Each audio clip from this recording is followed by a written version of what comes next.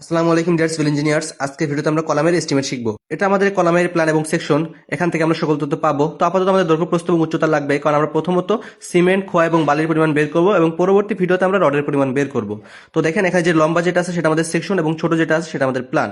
Plan থেকে আমরা তথ্য পাই যে আমাদের দৈর্ঘ্য, প্রস্থ অর্থাৎ এল এবং বি হচ্ছে 15 ইঞ্চি বাই 12 ইঞ্চি এবং উচ্চতা আমরা দেখা গেলো এই সেকশন থেকে পাই আমাদের 10 ফিট। দেখেন আড়াই ফিট, 5 ফিট, আড়াই ফিট, তাহলে মোট হচ্ছে কত আমাদের 10 ফিট। প্রথমে আমাদের কাস্টিং হিসাব বের করতে হবে, সেটা হচ্ছে দৈর্ঘ্য, প্রস্থ এবং উচ্চতার গুণফল।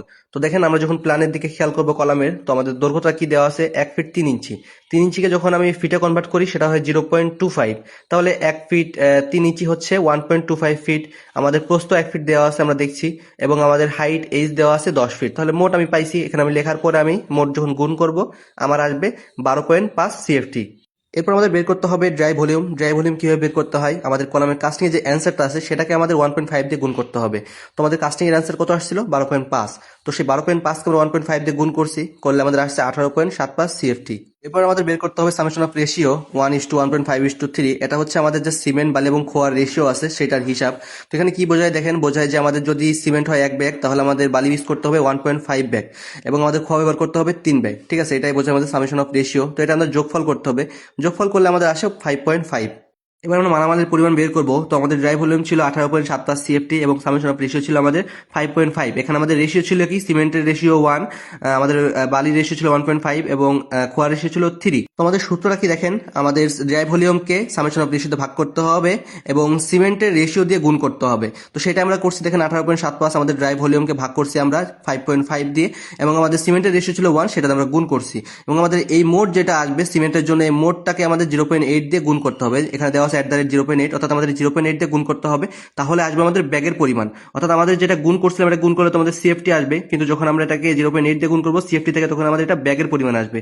তো 2.73 আসছে, এটাকে আমরা 3 ব্যাগ হিসেবে ধরতে পারি, তাহলে আমাদের 3 ব্যাগ সিমেন্ট লাগবে। বালির পরিমাণ আমাদের সেম ভাবে বের করতে হবে। আমাদের ড্রাই ভলিউম 18.75 কে দেখেন আমরা ভাগ করছি সামেশন অফ রেশিও 5.5 দিয়ে, ইন্টু গুণ করছি কত 1.5 দিয়ে। কি জন্য, আমাদের সিমেন্টের রেশিও ছিল 1 দিয়ে গুণ করছিলাম, আমাদের বালির রেশিও 1.5 এর জন্য 1.5 দিয়ে গুণ করলাম। এখানে আর 0.8 দিয়ে গুণ করতে হবে না, ওটা শুধু আমাদের সিমেন্টের ক্ষেত্রে প্রযোজ্য।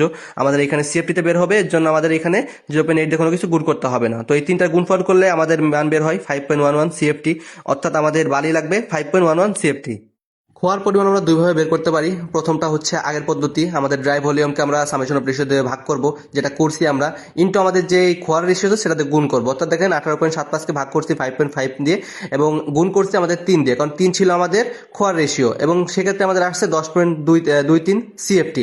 এটা আমাদের পুরাতন পদ্ধতি। এবং দ্বিতীয় পদ্ধতি আমরা কি ইউজ করতে পারি, আমাদের রেশিও যদি খেয়াল করেন, আমাদের রেশিও কিন্তু বালির জন্য ছিল 1.5 এবং খোয়ার জন্য 3, অর্থাৎ 2 গুণ। সেক্ষেত্রে আমাদের বালির জন্য যে সিএফটিটা আসবে সেটাকে যদি আমরা দেখা গেলো 2 দিয়ে গুণ করি, তাহলে কিন্তু আমাদের খোয়ার জন্য আমরা সিএফটি পেয়ে যাব। এই পদ্ধতিতে আমরা শর্টকাটে করতে পারি। তো দেখেন আমাদের সিমেন্ট, বালি এবং খোয়ার পরিমাণ কিন্তু বের হয়ে গেছে। তো আজকের ভিডিও পর্যন্ত, ইনশাআল্লাহ পরবর্তী ভিডিওতে আমরা আমাদের রডের পরিমাণ বের করা শিখবো।